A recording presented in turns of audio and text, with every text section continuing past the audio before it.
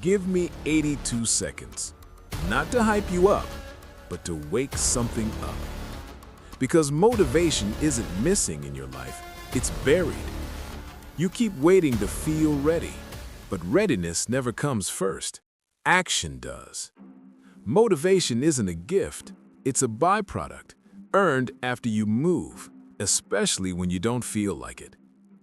Every time you wait for the perfect mood, someone else is building the life you want, brick by brick, while you hesitate.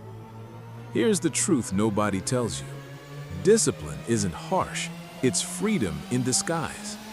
Because motion creates confidence, confidence creates belief, and belief fuels motivation.